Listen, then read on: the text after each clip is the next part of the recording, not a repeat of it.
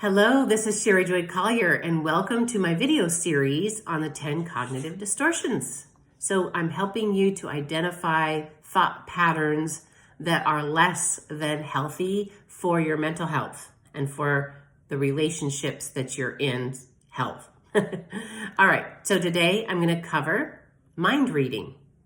This is our fifth. This is our fifth. So mind reading, when people assume they know what others are thinking, they're resorting to mind reading. With this cognitive delusion, you may also assume that others are thinking negative thoughts about you. It can be hard to distinguish between mind reading and empathy, the ability to perceive and understand what others may be feeling. To tell the difference between the two, it might be helpful to consider all the evidence. Not just the evidence that confirms your suspicions or beliefs.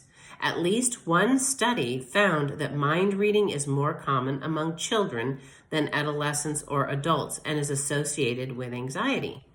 And I can tell you, having been a marriage and family therapist licensed in the state of California for many, many years, that mind reading is present in a lot of adults as well, especially adults who've gone through any kind of trauma, because when you go through trauma in your childhood, it can cause certain parts of the brain to kind of get stuck at that developmental phase. So in a way, when you resort to mind reading, you're resorting back to the way your child self would have viewed the situation, if that makes sense. I see this also often come up in couples counseling. When I'm sitting with two people who are, in a bad way in terms of their relationship, they're feeling very negatively towards one another, and you really start to ask questions and dig in, and you realize they're making all kinds of assumptions, and they're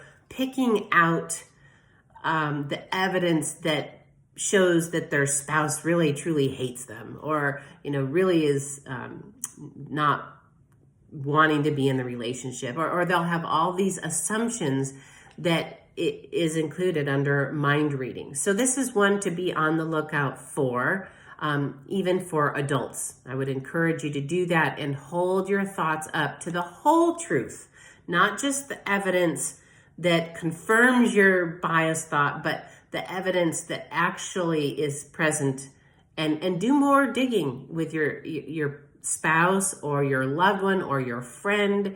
If you're assuming something about them and the way that they're thinking, don't assume.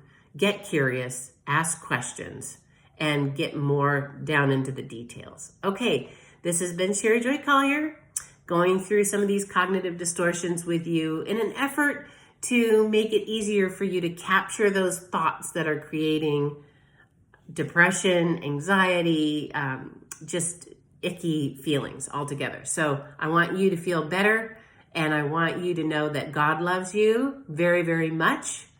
Even when you engage in these cognitive distortions, you are still loved by your Maker. So Sherry Joy Collier signing off for now. Thanks for watching.